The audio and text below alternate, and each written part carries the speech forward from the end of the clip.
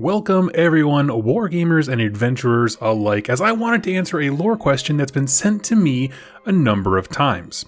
You see, with the release of Soulbound, the role-playing game from Cubicle 7 that's set in the Age of Sigmar world, a new concept was introduced, and that is of course the Soulbound themselves, the idea that the game takes its name from. And this has interesting implications for both, obviously, the role-playing game, but then the lore behind the core game of Age of Sigmar as well. Essentially, these are exceptional mortals that are handpicked by the gods to act as their hands and feet amongst the realms. The gods can't be everywhere at once, and so sometimes you just need a group to go out and take care of a delicate mission. Remember, not all the gods have like their own, chosen children, right? Grugni doesn't yet. Sigmar has Stormcast, but, sometimes you need a not Stormcast to go and talk to people. Sometimes a Sylvaneth can't get the job done for a Lariel. Now, the question that I'm answering today, not so much is how does the being soulbound work, but why would someone become one? After all, the costs are massive. If you're not familiar, you leave your old life behind as if you had died, right? You have no claim, inheritance, anything like that. Your soul is tied to a group of strangers that you may or may not like or get along with. Your life now is in a state of perpetual action, right? Constantly moving, fighting, and adventuring. You can no longer have children, which is huge when it comes to certain cultures, like we see in AOS, for example, the Fire Slayers. They are a patriarchal society. It's all about sons and passing on lineage and things like that. And I've asked several groups of people I know who are DMing or GMing these games of AOS Soulbound, what's the common question that new players kind of get stuck on? Is there anything I can create to help? And honestly, the thing that was sent back to me 3 times now was they don't understand why people become soulbound because those are some huge costs. So with those hefty costs in mind, what are the rewards of such a choice? Well, there's a few things. One, you're immune to aging. You can still die, but it just won't be from age. So you are technically immortal, but a very specific kind of immortality. Your strength, just your physical stamina and might and that kind of stuff, is greatly increased, as well as your ability to heal. So normal wounds will heal much, much faster. In addition to that, you can tap into the soul energies of your binding, meaning the group that you are soul bound to, as a way to overcome any kind of obstacle or challenge that goes your way. Basically, it's like a deeper reservoir of power that you can siphon from, and you can all do that, and so basically it just kind of enhances your abilities. And the last one here, when you die, your soul does not go to Nagash, it just disperses, it breaks apart. And if you read that little opening in the front of the Soulbound role-playing game book, that's about all they give you when it comes to pros and cons, and to be honest, I get why some players are wondering why anyone would take them up on that offer. Give up everything and everyone you love and live a life of perpetual danger and horror. But here's the thing. There's a bit more to it than what I just described. Yes, those negatives are an immense cost, and I'm not denying that. But there are some other very important things from the worldview of citizens of the mortal realms that you need to consider.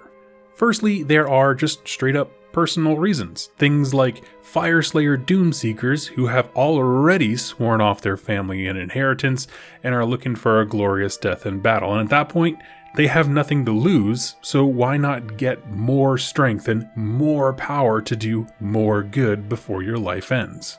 Deepkin, another example, love becoming soulbound, and they're not all going to do it obviously, but there's a big boon in becoming a soulbound because it stops the threat of your soul being siphoned away. So all of the Ishran and Akelian characters that you see, basically they no longer have to be in fear of Slaanesh somehow coming in and kind of stealing bits of their soul over time. And that for them is a worldview defining fear that they all have. So that's very important for them. Then there are species like the Stormcasts and Sylvaneth, and they're each direct children of a god. Stormcast Eternals, Sylvaneth for Alariel, that kind of stuff. Obviously, in this setting, if you don't know, Stormcast can't become a part of the Soulbound, but they can be sent on parts to kind of link up with that group and help them. Sylvaneth, however, can. And it would absolutely be in their interest to make sure the values of their deity are seen to fruition, right? Alariel asks her children to join, and they can't really say no. If she says, I need a task done, I need you to act as an emissary to show that I'm a team player, to go out there and make sure my will is done in the realms, absolutely the Sylvaneth are going to say yes. Then there are the practical realities. For example, a Keragen Overlord might become a Soulbound because it involves travel, and they now have the ability to go and scope out new and dangerous areas for valuable resources. Because even though you can't be a part of your old world, your old life as it were, it doesn't mean that you can't talk to them. So having people join as Soulbound to go out and be emissaries and report back their findings is an immense boon to any faction. Because it's not just always a one-to-one, yeah, I want to be a Soulbound. Sometimes it's a group, a lodge, a city saying, we need someone to go out and represent us and help us. So a Skyport might come to that decision and one Keragen Overlord volunteers. Or they draw a lottery. Either way, you can make your character's origin however dark or, team playery you want. Because another note for these personal reasons I want to point out here is that ultimately, this is a deal. This is a bargain. They're not Stormcast where they didn't have a choice. Soulbound do. And if you're approached by the spirit of a god or one of their recruiters, they want you and the skills and equipment that you bring to the table. And you can barter for it.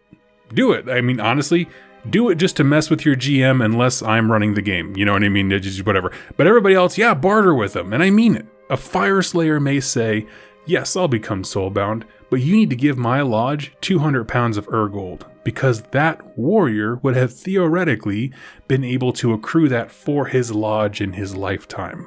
So it's not just a matter of, oh yeah, I'll leave everything behind. It's I can do more good, and then I can strike a bargain with you to make sure that my people are taken care of in my absence. You have the direct line to barter with a god for the betterment of your people.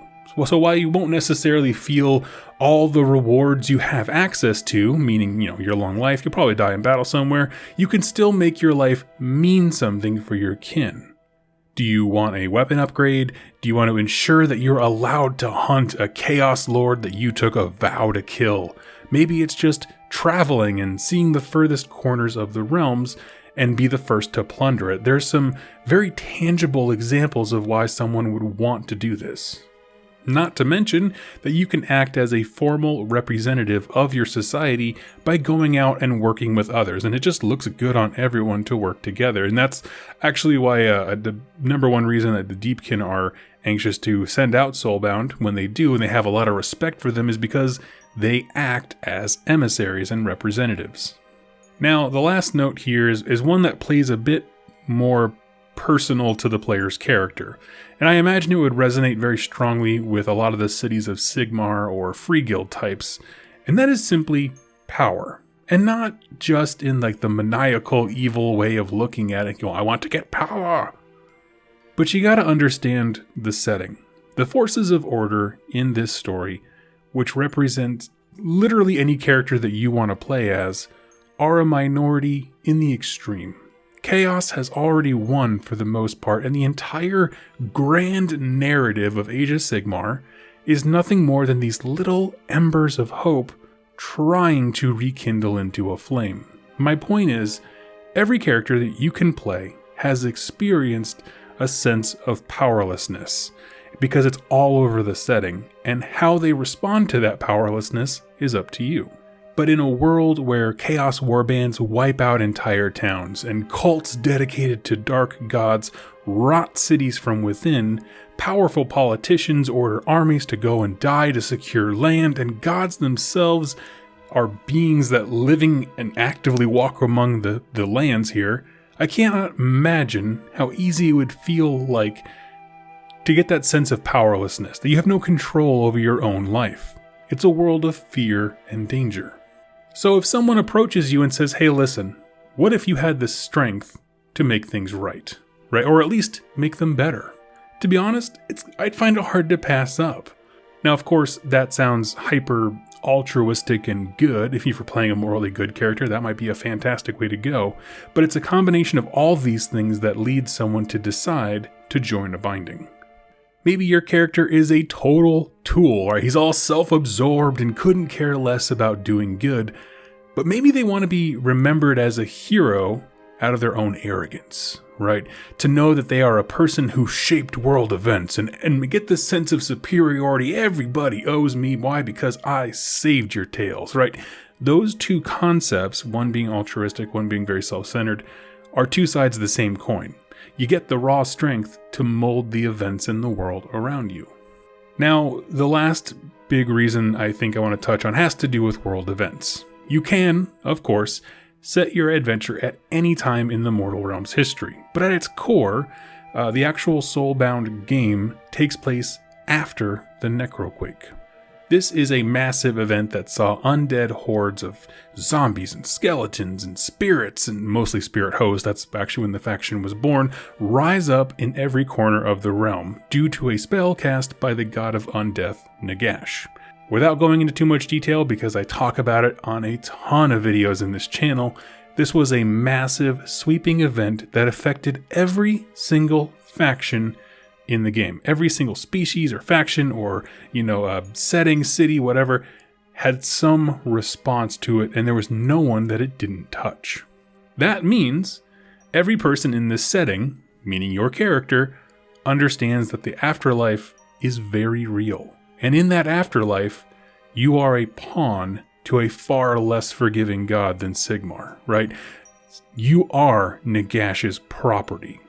So I'm going to throw a situation out there to you that is entirely possible, and if not so likely, given how small towns can be in this setting. If you were alive during the time of the Necroquake, the night haunt spirit of your deceased relative, your auntie, right? She comes and attacks you. She's clawing at the door if it's a zombie, calling your name, trying to trick you to coming outside. Like really messed up, dark horror stuff. That's a memory, like those kinds of experiences of having to fight, first of all, the dead, period, the fact that the dead are real. Afterlife has been proven without a question, and a lot of it likely, given your, geographical location, how big your town is, where your graveyard is, you probably had to fight some part of your family. That's going to leave a mark that is burned into an entire generation of people. And I bring all that up to say, that little footnote at the bottom of the prose, the whole not being your soul is safe from Nagash, that is massive, right? There's no eternal hell for you. You can't come back as a slave to anyone else's will, and most importantly, you can't hurt the ones you love like so many spirits did during the Necroquake. So the idea of what happens to your soul and ensuring it does not go to Nagash or any of the Chaos Gods, or heck, even Sigmar himself, because he doesn't really ask permission to make you a Stormcast, is really quite massive. It is a sense of ownership and power. You get to make one decision. And this would weigh heavily in the minds of anyone living in the mortal realms. Again, things will be a bit different for every character, but all of these are very practical realities that are out there, right? Let's say you're a paragon of good. You joined because you wanted to help people and make things right and serve the gods faithfully. And let's say you're an absolute jerk. You wanted money, booze, power, renown, immortality, by age at least.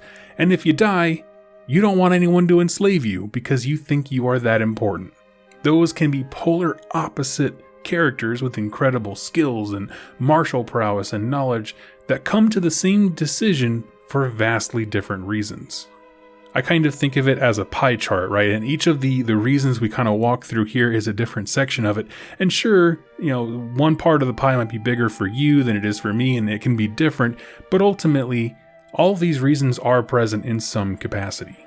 Now, I like to think that most characters that people write are not going to be that black and white, right? But the reasons are the same nonetheless. And so I think it would be wonderful to have a chat with your game master and ask about the binding. Why did everybody join? How can those motivations be included into your quests?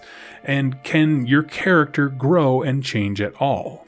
If your character is meant to be a paragon of good, GMs show them a world of unmitigated horror to challenge those things, of unjust actions, of Stormcast being, kind of overlords to mortals. Or maybe if your guy is like, a devotee of just being selfish and a jerk, give them opportunities to learn and grow and change. Anyway, this all came up because an awesome patron, Caleb, sent me this question, and it was kind of the straw that broke the camel's back. Like, he was the third one to ask, and I was just like, man, I just gotta know. I gotta get it out there for him and his group, and it's a very nice, practical question. And if you have one that you would like answered, go ahead and leave the comments down below. I use all your comments for inspiration for future videos. Thank you all so much for listening, and happy wargaming and happy adventuring. Hey everybody, I hope you enjoyed that video. It was made possible by the folks over here to the left. These are my top supporters over here on YouTube and on Patreon that keep this channel going. If you'd like to learn more about how to become a supporter and get some cool things in the process, like exclusive pictures and interactions with me, and get your questions answered here on the channel, go ahead and click any of the links down below or the join button on the community page over on YouTube.